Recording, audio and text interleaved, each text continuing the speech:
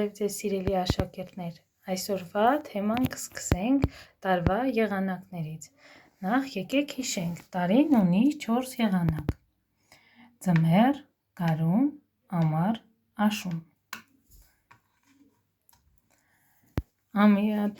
տարին ունի 12 ամիս, հունվար, փետրվար, մարտ, ապրիլ, մայիս, հունիս, հուլիս, օգոստոս, սեպտեմբեր, հոկտեմբեր, նոյեմբեր, դեկտեմբեր,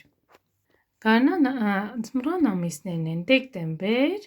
հունվար, փետրվար, գարնան ամիսներն են մարտ, ապրիլ, մայիս, ամռան ամիսներն են հունիս, հուլիս, օգոստոս և աշնան ամիսներն են սեպտեմբեր, հոկտեմբեր, նոյեմբեր։ Հիմա տեսնենք փոփոխությունների մասին։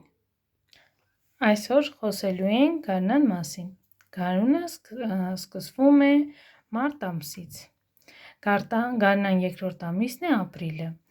Գարնանը ձյունը սկսում է հալվել, ծաղիկները ծաղկում են, առաջինը դուրս է գալիս ձնծաղիկը,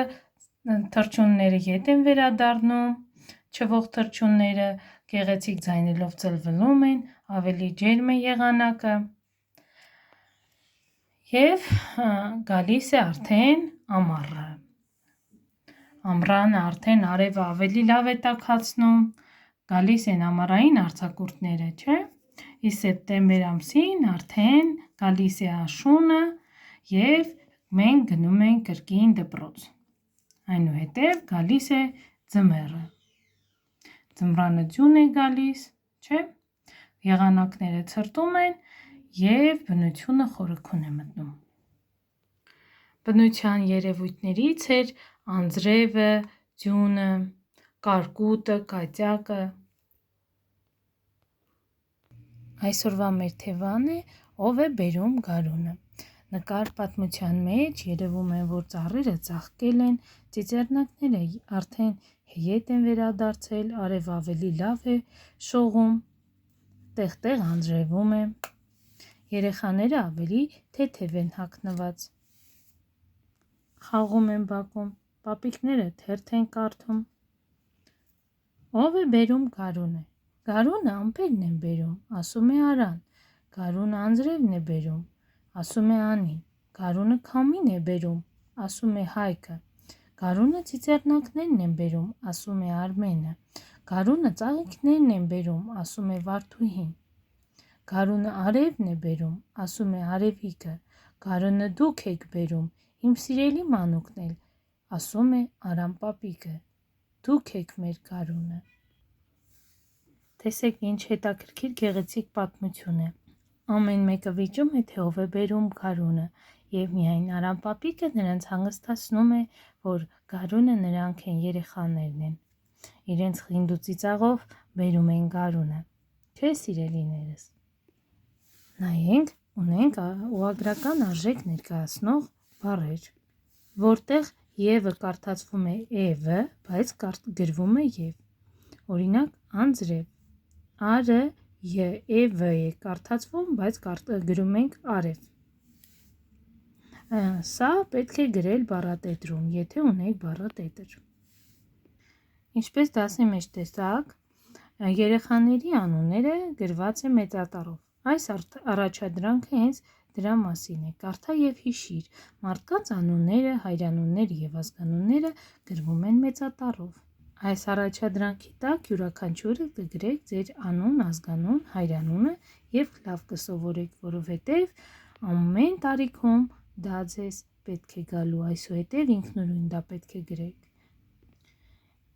Երկրորդ առաջադրանքը ընտրի ճիշտ պատասխանը։